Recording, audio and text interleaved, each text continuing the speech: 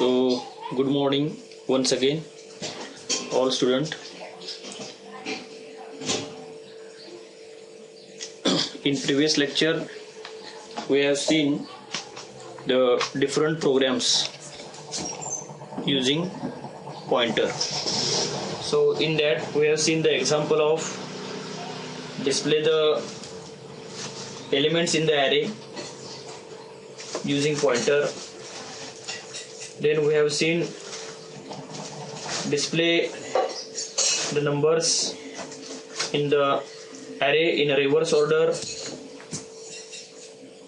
as well as we have seen calculate the length of string using pointer. Okay, so we have seen these different programs using pointer. Now in today's lecture we will see similar another two programs using pointer. The first is to print reverse of entered string using pointer. Write a program to print reverse of entered string using pointer. Means suppose the given string is ABC, then the output should be CBA. Okay, so we have already seen the example or the program of how to print the numbers in the array in a reverse order. Similarly, we have to display the string in reverse order. For that, the logic of this program, for reversing string, you must know the length of string.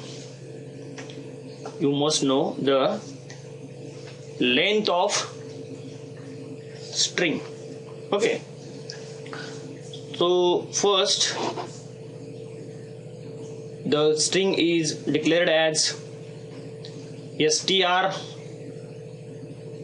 The name of string is str, and we have given the size 10, char str10, comma we have created the pointer name is ptr, star ptr.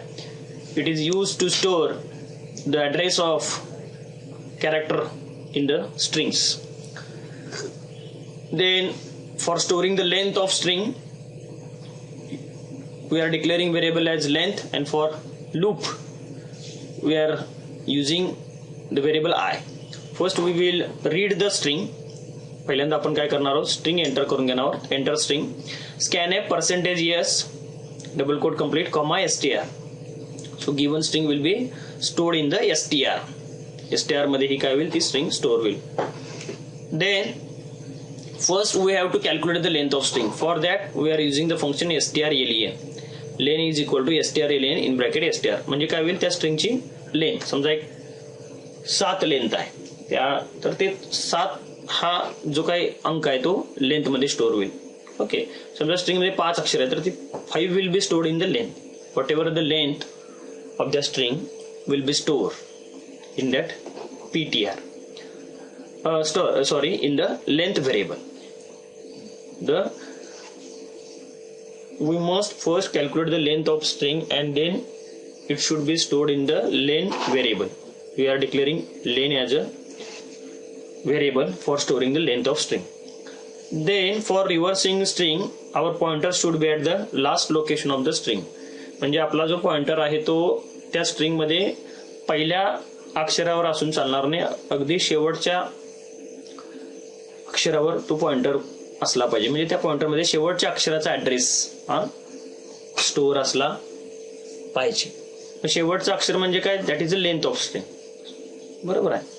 समजा 5 अक्षर असेल तर 5 ही value कशामध्ये असणार आहे, length या variable मध्ये असणार आहे. मग त्यामुळे काय असणार आहे बघा, ptr is equal to $str_len. म्हणजे इथे लेन मध्ये 5 आलं तर automatically pointer will be stored the address of last character. त्या स्ट्रिंग मधले शेवटचं जे काही कॅरेक्टर आहे त्याचा ऍड्रेस हा ऑटोमॅटिकली पॉइंटर स्टोर करेल. इथं सुरुवातीपासून जायचं असेल तर आपण 0 देऊ शकतो. str स्क्वेअर ब्रॅकेट मध्ये 0 दिलं तर पहिल्या अक्षराचा ऍड्रेस स्टोर होईल. परंतु इथं लेंथ म्हणजे जी काही टोटल लेंथ आहे त्या स्ट्रिंगची 5 आहे 10 आहे तर तो अंक इथं काय येईल लेन मध्ये येईल, त्यामुळे it will automatically store the address of last character in that string. आता ते आपल्याला काय करायचं आहे, रिव्हर्स वेनं ऑर्डर प्रिंट करायचे, रिव्हर्स वेनं. त्यामुळे तो पॉइंटर जो आहे तो आपल्याला मायनस मायनस करत यायला लागणार. ते जे काही मेमरी लोकेशन्स आहेत ते एक एक एक एक मागे यायचे आहेत, पुढे जायचं नाही. मागे येण्यासाठी मायनस मायनस आपल्याला पॉइंटर हा करावा लागेल. आणि त्याच्यामधलं जे कुठलं अक्षर त्या मेमरी ॲड्रेसमध्ये स्टोअर आहे ते पाहिजे असेल तर स्टार जोडणं गरजेचं आहे.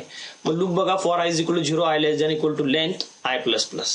जोपर्यंत ती लेंथ आहे म्हणजे तेवढ्या वेळा तो लूप. आता सात टोटल नंबर ऑफ जर कॅरेक्टर असतील तर तो 7 वेळा काय आला पाहिजे, मागे मागे मागे यायला पाहिजे, बरोबर. त्यामुळे तेवढ्या वेळा तो लूप रन होणार. मग प्रिंट करताना एक एक अक्षर आपण इथं प्रिंट करणार आहोत. त्याच्यासाठी % C वापरलंय बघा, %C, comma star PTR minus minus, PTR minus minus. म्हणजे सुरुवातीला मात्र काय होईल, जो PTR मध्ये शेवटचा अक्षर आहे त्याचा ऍड्रेस हा PTR मध्ये आहे, परंतु ते स्टार जोडल्यामुळे काय होईल, त्यातील जी काय व्हॅल्यू आहे, तर समजा ABC मधली C आहे तर C will be print. C काय होणार आहे, प्रिंट करणार आहे, बरोबर आहे. C हे व्हॅल्यू काय असणार आहे, C हे अक्षर काय होईल, प्रिंट.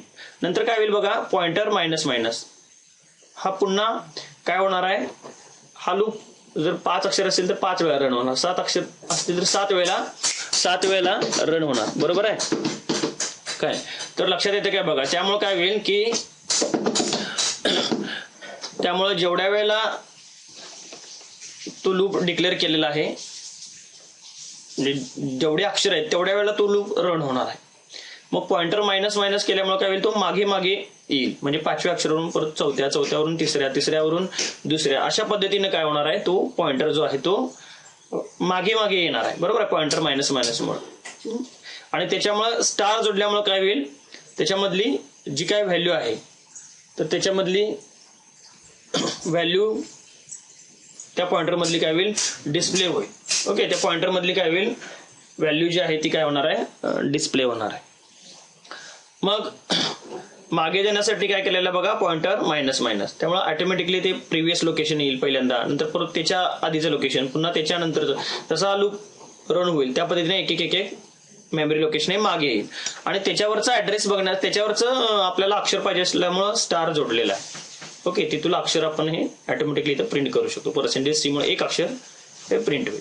त्यामुळं आउटपुट काय येणार आहे बघा, तो रिव्हर्स जे आहे स्ट्रिंगची ते रिव्हर्स होणार आहे. ओके, तर हा पहिला प्रोग्राम आहे. त्याच्यानंतर आपण दुसरा प्रोग्राम बघूया. Write a program to find character in a string. म्हणजे write a program to find whether character is present or absent और वेदर कॅरेक्टर इज फाउंड और नॉट फाउंड, असा त्याचा अर्थ आहे. म्हणजे त्या स्ट्रिंग मध्ये अक्षर जे आहे ते अक्षर आहे का नाही. एखादं जसं आपण नंबर शोधतो ॲरेमध्ये, तसं आपल्याला काय शोधायचं आहे की अक्षर शोधायचं आहे.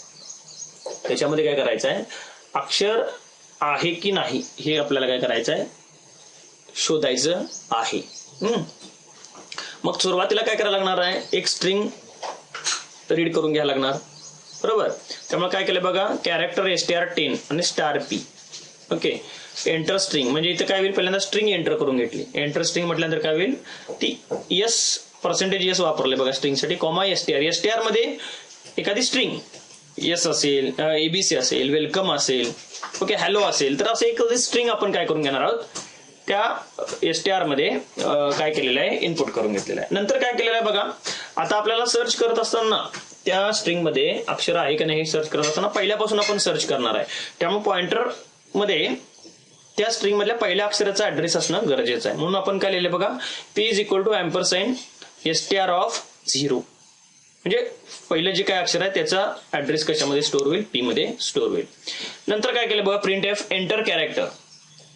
तुम्हाला कोणता अक्षर शोधायचा आहे त्याच्यासाठी ते युजरकडनं रीड करून घेतलेलं आहे, एंटर कॅरेक्टर. नंतर काय केलं बघा, स्कॅन ए %C, CH. ओके, %C, आपल्याला काय करायचं आहे, अँड CH. इथं तुम्हाला काय करून घ्यायचं, इथं याच्यामध्ये जसं आपण अँड A असं लिहितो, बरोबर, एखादा नंबर रीड करून घेण्यासाठी, तर तिथं तुम्ही काय करा, $CH असं इथं करेक्शन करून घ्या. म्हणजे ते दिलेलं अक्षर आपल्याला जे शोधायचे ते CH मध्ये स्टोअर होईल. ओके, त्याच्यानंतर बघा आणि त्याच पद्धतीने इथे तुम्हाला काय करायचं आहे, जसं स्ट्रिंग डिक्लेअर केली आहे तसं ते कॅरेक्टर जे आपल्याला शोधायचं आहे ते सुद्धा डिक्लेअर करावं लागणार, ते व्हेरिएबल म्हणून CH इथं तुम्ही घेऊ शकता. कॅरेक्टर str10, त्याच्यानंतर $p म्हणजे हा पॉइंटरमध्ये सुद्धा आपल्याला कॅरेक्टर टाईपचा डेटा स्टोअर करायचा आहे म्हणून तो पॉइंटर सुद्धा कॅरेक्टर टाईपचा आहे. बघा हा इंटिजर टाईपचा नाही, हा पॉइंटर सुद्धा कॅरेक्टर टाईपचा आहे. त्याच पद्धतीने जे अक्षर शोधायचे ते CH मध्ये आहे, त्यामुळे इथे सुद्धा तुम्ही CH हे व्हेरिएबल डिक्लेअर करणं गरजेचं आहे. नंतर आपल्याला ते शोधायचं आहे. आता बघा कसं शोधलेलं आहे, व्हाईल लूप वापरायला. While $p not equal to null, जोपर्यंत P मध्ये मेमरी लोकेशन जे काय असणार आहे त्याच्यामध्ये व्हॅल्यू जोपर्यंत काहीच नाही आहे असं येत नाही, म्हणजे व्हॅल्यू ज्या वेळेला काय नाही आहे म्हणजे ही जी जोपर्यंत कंडिशन येत नाही, इतर वेळेला काय असणार आहे, काय ना काहीतरी त्या याच्यामध्ये काय असणार आहे, व्हॅल्यू ही असणारच आहे. बरोबर आहे, प्रत्येक वेळेला काय असणार आहे, पॉइंटरमध्ये काही ना काहीतरी व्हॅल्यू जी आहे ही तुम्हाला सापडणार आहे. परंतु एक वेळ अशी कंडिशन येईल की त्याच्यामध्ये ती म्हणजे ज्यावेळेला स्ट्रिंग संपणार तेव्हा पॉइंटरमध्ये काहीच नसणार आहे, म्हणजे नल असणार आहे. ती जोपर्यंत कंडिशन येत नाही, बरोबर आहे, ती जोपर्यंत कंडिशन येत नाही तोपर्यंत आपल्याला हे पुढे जायचं आहे. मग कसं केलेलं बघा, if $p double equal to CH, समजा जे आपल्याला अक्षर शोधायचं आहे, समजा वेलकम दिलेलं आहे स्ट्रिंग आणि W शोधायचं आहे, तर पहिल्यांदा P मध्ये काय आहे, W ही ऑलरेडी स्टोअर आहे, Wचा ऍड्रेस स्टोअर आहे आणि $p जोडल्यामुळे त्याची व्हॅल्यू W येईल आणि आपल्याला W शोधायचं आहे वेलकम मधलं, तर ते काय होईल, लगेच ट्रू होईल. इफ लूप ट्रू होईल ही कंडिशन आणि प्रिंट काय होईल, कॅरेक्टर फाउंड म्हणेल आणि तिथून ब्रेक होईल. तिथून डायरेक्टली त्या व्हाईल लूप मधूनच काय होईल, ते एक्झिट होईल. ओके, आणि इथं तर काय जाणार नाही का, तर त्याच्यामध्ये नल नाही, त्याच्यामध्ये काहीतरी एखाद्या अक्षराचा ऍड्रेस आहे आणि त्या ऍड्रेसवर काहीतरी एक अक्षर प्रेझेंट आहे. नल तर नाही आहे, काहीतरी अक्षर आहे. नल म्हणजे नाही, बरं एम्प्टी नाही आहे, त्याच्यात काहीतरी अक्षर आहे, त्यामुळे इकडे जायचा काय संबंध नाही. बरोबर आहे, त्यामुळे कॅरेक्टर सापडेल पहिल्यांदाच आणि तिथून बाहेर पडेल. परंतु समजा अशी कंडिशन आहे, वेलकम मधला आपल्याला काहीतरी C शोधायचा आहे, तर त्यावेळेला काय होईल, पहिल्यांदा W ला बघेल, इथं CH आहे का, नाही. पुन्हा काय येईल, P++ मुळे तो पॉइंटर हा नेक्स्ट लोकेशनला जाईल, म्हणजे तो E वर जाईल. मग तिथं आहे का आपलं C अक्षर नाही आहे, मग तिथं पण नसल्यामुळे पुन्हा P++, मग L वर जाईल, मग तिथं आहे का, नाही. मग पुन्हा वेलकम मधलं ज्या वेळेला C आलो, पण C ह्या लोकेशनला येणार आहे, बरोबर, C ह्या अक्षराला, तिथं आपण जे शोधणारे अक्षर Cच आहे आणि आपला पॉइंटर पण तिथंच आलेला आहे. मग हे दोन्ही मॅच होईल, त्याच्यातली व्हॅल्यू जी आहे, आपला पॉइंटर ज्या ठिकाणी आहे तिथली व्हॅल्यू आणि आपण दिलेलं अक्षर हे इक्वल होईल दोन्हीचं. ओके, ही कंडिशन ट्रू होईल म्हणून काय होईल, प्रिंट कॅरेक्टर फाउंड आणि तिथून डायरेक्टली काय होईल, ब्रेक होईल. म्हणजे या पूर्ण व्हाईल लूप मधून बाहेर पडणार, ते इथून नाही, कम्प्लिटली इथून या व्हाईल लूप मधून बाहेर पडणार आणि प्रोग्राम एंड होणार. ओके, इकडे तर जाण्याचं काही संबंध नाही. परंतु इकडे कधी जाईल, समजा आपण वेलकम दिलेलं आहे स्ट्रिंग आणि Z अक्षर शोधत आहे, तर त्यावेळेला ते WELCOME हे झाल्यानंतर पुन्हा ज्यावेळेला P+ होईल त्यावेळेला काय होईल की तो त्या सध्या मग मेमरी लोकेशनला तिथं काही नसणारच आहे. बरोबर आहे का, बघा पॉइंटर मध्ये स्ट्रिंग वर तो पॉइंटर आहे, स्ट्रिंग 0 होईल, 1 2 3 4 5 असं 6 पर्यंत जाईल आणि नेक्स्टला काय होणार आहे की तुम्हाला त्या पॉइंटरमध्ये काहीच नसणार आहे, म्हणजे ऍड्रेस असेल खरं तिथं काही अक्षर नसणार आहे, म्हणजेच काय होईल, ते झेडे अक्षर सापडणार नाही. मग त्या केसला काय होईल, इथं येईल ते, ही कंडिशन ट्रू होईल आणि कॅरेक्टर नॉट फाउंड. ओके, तर अशा पद्धतीने हा काय आहे, हा प्रोग्राम आहे. म्हणजे कॅरेक्टर प्रेझेंट आहे का अब्सेंट आहे, कॅरेक्टर फाउंड और कॅरेक्टर नॉट. ओके, हे तुम्ही करून बघा.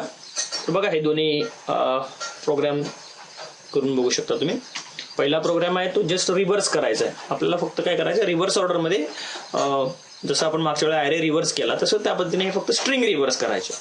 आणि कॅरेक्टरसाठी पॉइंटर सुद्धा कॅरेक्टर डिक्लेअर करणं गरजेचं आहे, कारण का पॉइंटरमध्ये अक्षर नंबर नाही, कॅरेक्टर टाईपचा डेटा स्टोअर होणार आहे, म्हणजे अक्षर कॅरेक्टर स्टोअर, म्हणून तो सुद्धा पॉइंटर सुद्धा कसला असला पाहिजे, कॅरेक्टर टाईपचा दिलेला आहे. त्याच्यामध्ये मग रिव्हर्स करायचे, त्यामुळे पहिला लेंथ कॅल्क्युलेट केली आणि तिथं तो पॉइंटर ठेवला, सुरुवातीला नाही शेवटी ठेवला, आणि तिथून रिव्हर्समध्ये फॉर लूप वापरून काय केलं, मायनस मायनस मायनस करत आपण पॉइंटर मागे मागे घेतला फॉर लूपनं आणि तिथले आपण व्हॅल्यू म्हणजे तिथलं अक्षर प्रिंट केलं, त्यासाठी स्टार जोडलाय. ओके, आणि दुसऱ्या प्रोग्राममध्ये तर काय फक्त कॅरेक्टर प्रेझेंट और ऑब्सेंट, म्हणजे एलिमेंट प्रेझेंट किंवा ऑब्सेंट जसं आपण बघितलेलं मागे. ओके, ॲरे मधला, तर त्या टाईपमध्येच हे लॉजिक आहे, फक्त इथं पॉइंटर वापरलेला. ओके, तर तुम्ही हे करून बघा प्रोग्राम. ठीक आहे, तर आपण इथं थांबूया.